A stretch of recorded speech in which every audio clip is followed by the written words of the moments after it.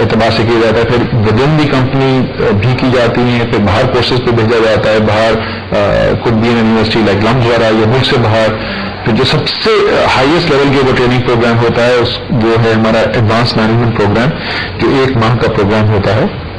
And زیادہ تر آج کل ہم انسیاد فونٹنبل فرانس میں جو ہے وہاں پہ بھیجتے ہیں لوگوں کو جو سینئر لیڈرشپ پوزیشنز پہ پہنچتے ہیں، وہ پھر وہاں پہ جاتے ہیں. سو مختلف موضوع کہ throughout your career you are given exposure. لیکن یہ تو فارمل ٹریننگ پروگرام کی بات ہے. اس کے علاوہ ہمارے ڈیولپمنٹ کا جو ایک انٹیگرل حصہ ہے وہ ہے on the job training through rotations. ہم ایک جاب میں جب اسپیشلی جو لیڈرز ڈیولپ کر رہے ہیں، ہم نہیں چاہتے کہ وہ ایک ہی ایریا کے فنکشنل ایکسپرٹ بن جائے. تو جس طریقے سے میں فائنینس میں میجر تھا، میں نے اسٹارٹ فائنینس اینڈ پلاننگ میں کیا، میری نیکسٹ اسائنمنٹ تھی وہ پلانٹ پہ تھی. اور سو اینڈ سو پھر لوگ آتے ہیں مارکیٹنگ سے فائنینس میں چلے جاتے ہیں، فائنینس سے مارکیٹنگ میں جاتے ہیں، وہاں سے HR کے اندر آ جائیں گے. سو وہ job rotation is also an integral part of our leadership development strategy. اچھا، ہیومن ریسورس کی بات اگر کی جائے، ہیومن ریسورس ڈپارٹمنٹ کی بات کی جائے، تو دوسرے اداروں سے آپ اپنے ہیومن ریسورس ڈپارٹمنٹ کو کتنا اسٹرانگ دیکھتے ہیں ایز کمپیئر کرتے رہتے ہیں؟ تو بہت مشکل ہے مجھ سے یہ کمپیئر کرنا کہ کرکٹ میچ تو ہے نہیں کہ جنہوں نے 138 رن بنائے اور ہم نے 142 رن بنائے. اپنی اسٹرینتھ کتنی ہے، اپنی کیپیبلٹی کتنی ہے؟ جیسے کہ ایک گھر کے سربراہ کو پتا ہوتا ہے اس کے بچوں کی اہلیت کیا ہے، تو ایک ادارے کا سربراہ اس کو پتا ہے کہ ان کے بچوں کی اہلیت کیا ہے. That's a different coach. Human resource department کی اسٹرینتھ ایک الگ چیز ہے، ہیومن ریسورس اسٹرینتھ ایک الگ چیز ہے. میرے خیال میں جتنی مینیجریل ڈیپتھ انگرو کے اندر موجود ہے، اتنی بہت کم پاکستان میں ادارے ہیں جن کے اندر ہوگی. ملٹیپل لیول کے اوپر آپ کو اسٹرینتھ وہ نظر آئے گی. ایک مجھے یاد ہے اسی کمپنی کے اندر IBA سے کچھ بچے کچھ سال پہلے انٹرویو کرنے کے لیے آئے ہوئے تھے. انہوں نے بیچ انٹرویو میں کہا کہ آپ بار بار ہر وقت ٹیم کا ذکر کرتے ہیں، ہم تو جس چیف ایگزیکٹو سے بات کرتے ہیں وہ بولتے ہیں کہ اگر میں نہیں ہوں تو کمپنی ختم ہو جائے گی. اینڈ آئی سیڈ کہ ہو سکتا ہے وہ بھی صحیح کہہ رہے ہیں، میں بھی صحیح کہہ رہا ہوں. May be I am seeing this because میری ٹیم ہے اتنی strong. And whether I am in Engro or not I کا ورڈ جو ہے آپ نہیں رکھتے ٹیم میں. اگر میں ٹیم ممبرس ہیں سب میں اتنی کیپیبلٹی ہے کہ وہ مل کر کام کر سکتے ہیں، اگر آپ موجود ہوں یا نہ ہوں، کیونکہ آپ کی مشاورت، آپ کی ٹریننگ اتنی اسٹرانگ ہے. میری نہیں، انسٹیٹیوشن کی اسٹرینتھ اتنی اسٹرانگ ہے. Institution is so strong, the institution is more powerful than individuals. Any individual. It is more powerful than the chief executive جو مجھ سے پہلے تھے. It is more powerful than I am, and inshallah it will be more powerful than the CEO will come in the future. آپ اپنی زندگی میں خود کتنے پاورفل ہیں اس کے بارے میں ڈسکس کریں گے. ایک بریک لیتے ہیں، بریک کے بعد کنٹینیو کریں گے اپنی ڈسکشن کو. ہمارے ساتھ رہیے گا.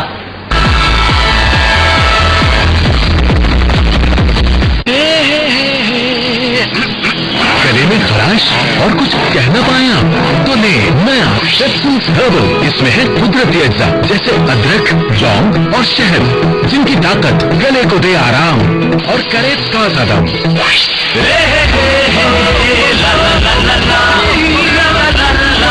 نیا شیپسولز ہربل گلے کو دے آرام اور کرے تازہ دم.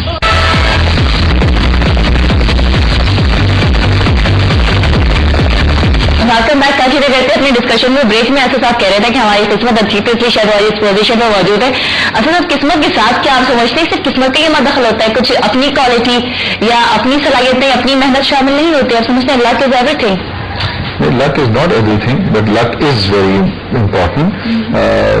اگر آپ کچھ بھی نہ کریں گھر سے بیٹھے ہوئے ظاہر کچھ نہیں ہوگا، لیکن بہت سے لوگ جن میں صلاحیت بھی ہوتی ہے اور محنت بھی کرتے ہیں ان کو اتنی کامیابی نہیں حاصل ہوتی جتنی دوسروں کو ہو جاتی ہے. So luck is definitely an integral part of life and success. کچھ لوگوں کی زندگی میں لک زیادہ حصہ پلے کرتی ہے جیسے میری زندگی میں، کچھ لوگ کی زندگی میں لک اتنا حصہ نہیں پلے کرتی. آپ کی زندگی میں آپ کے لک کا اگر ریشو دیکھتے ہیں یا آپ کے اسٹرگل کا ریشو دیکھیں تو کیا کتنے پرسنٹ مارک کر دیں گے اپنے لک کو اور اپنے ہارڈ ورکنگ کو؟ 50% سے زیادہ لک. زبردست، پھر تو بہت ہی زیادہ لکی ہیں. اچھا آپ کی جو اپنی جو کہ آپ کے پڑھنے پڑھانے کا شوق کافی رہا، اسٹوڈنٹ اسٹڈیز کے ساتھ ساتھ آپ نے کہا کہ گرومنگ اس طرح سے ہوئی کہ اسٹڈیز بہت زیادہ کرتے تھے آپ، لٹریچر بھی آپ نے اسٹڈی کیا کوئز کے حوالے سے، جنرل نالج کے حوالے سے. تو اس میں لٹریچر کے حوالے سے مین جو ہے آپ کا انٹرسٹ کس سائڈ پہ زیادہ رہا؟ پوئٹری پہ یا مین جو ہے کالمس اس سائڈ پہ آتے ہیں یا ناولس میں کس سائڈ پہ؟ دونوں جی. مطلب بچپن میں جو تھے وہ تو ظاہر ہے وہ بچوں کی دنیا اور ان سے سب سے شروع جو نونحال پڑھنا شروع کیا. اس کے بعد اردو میں زیادہ تر لٹریچر جو میں نے پڑھا وہ پوئٹری کی فارم میں تھا، اور انگریزی میں جو ہے وہ پروز کی فارم میں پڑھا. کیوں ہے اس کا مجھے جواب نہیں ہے، لیکن اردو شاعری میں جو مزہ ہے وہ انگریزی میں نہیں آیا. تو انگریزی میں شاعری بہت کم پڑھی، لیکن اس کے علاوہ برٹن، داستایوسکی اور یہ سب جو ہے پڑھے. اس سے پہلے ظاہر ہے جب ینگر تھے تو ہارڈی بوائز وہ فائنڈ آؤٹ اور یہ سب پڑھتے تھے. تو پڑھنے کا بعد اس وقت ٹیلی ویژن اتنا ہوتا نہیں تھا، انٹرنیٹ تھا نہیں، تو یہی ٹائم ہوتا انسان کتابیں پڑھ کے سیکھتا تھا. اس لیے میں جیسے زیادہ تھے کہ انٹرنیٹ اور ٹی وی سے زیادہ جو ہے کتابوں کو ٹائم دیتے تھے. آپ کے خیال میں ابھی جو ہمارا جو لائف اسٹائل بن گیا ہے، پہلے کی لائف اسٹائل کو ابھی سے جو لائف اسٹائل سے کمپیئر کرتے ہیں سمجھتے ہیں وہ زیادہ بہتر تھا یا ابھی والا زیادہ بہتر ہے؟ بہتر کوئی نہیں ہوتا جی، مختلف ہوتا ہے، دنیا بدلتی رہتی ہے. ہم چاہتے ہیں سمجھتے ہیں کہ جیسا ہمارا وقت تھا ایسا وقت کوئی نہیں تھا. دیکھیں نالج کے پوائنٹ آف ویو سے آج کل کے بچے جو ہیں وہ ہماری جنریشن سے کہیں آ گئے. جو نالج اویلیبلٹی ہے، آپ کوئی بھی سبجیکٹ کے اوپر گوگل جا کے کریں اور آپ کو دنیا بھر کی انفارمیشن کمرے میں بیٹھے مل جاتی ہے. ظاہر ہے ہمارے پاس اس کا اشیر بھی نہیں تھا. سو نالج کے پوائنٹ آف ویو سے تو آج کل کے بچے ہماری جنریشن سے کہیں آ گئے ہیں. جو تھوڑا سا مجھے افسوس ہوتا ہے وہ یہ ہے کہ پاکستان میں بچے، دنیا میں نہیں ہو لیکن پاکستان میں گریجولی اسپورٹس بالکل ختم ہوتی جا رہی ہیں.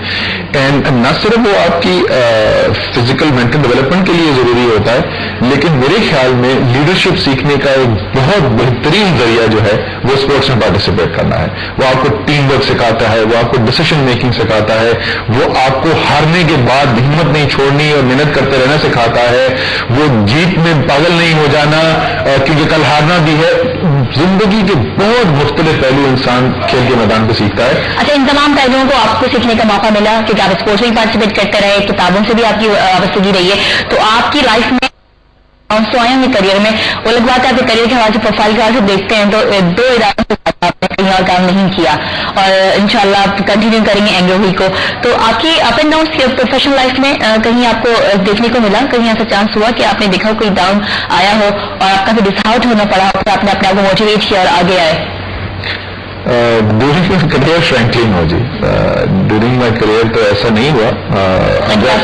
اگر زندگی میں آپ پوچھیں کہ جہاں پہ بہت ڈس اپوائنٹمنٹ ہوئی وہ اٹ واز جس دن یہ ریئلائزیشن آئی کہ کرکٹ میں میرے میں وہ ٹیلنٹ نہیں ہے کہ میں ہائیسٹ لیول کے اوپر کرکٹ کھیل سکوں. تو بہت بڑی ڈس اپوائنٹمنٹ تھی کیونکہ بچپن میں اتنا شوق ہوتا ہے، ایک سطح تک کھیلا، ایک لیول تک کھیلا ہے، میں نے ریئلائز کہ وہ ٹیلنٹ نہیں ہے کہ میں ہائیسٹ لیول کے اوپر کھیل سکوں اور میں نے گیو اپ کر دیا کمپیٹیٹو کرکٹ کھیلنا. تو وہ پراؤڈلی ایک زندگی کا جو سب سے ڈس اپوائنٹنگ ٹائم تھا وہ تھا. اچھا، اکثر جو ینگسٹر میں اسپیشلی میل میں یہ ہوتا ہے کہ شونزم چیز ہوتی ہے ان میں، جو اسٹوڈنٹ لائف میں جو آپ پڑھنے میں بھی اچھے ہوں اور اس کے علاوہ آپ کے اسمارٹ بھی ہوں، جو کلاس میں ہوتا ہے تو کوشش یہ ہوتی ہے کہ سب سے زیادہ اچھے نظر آئیں، سب سے زیادہ لوگ مجھے پسند کریں. طبیعت میں آپ کے کچھ ایسا مزاج تھا؟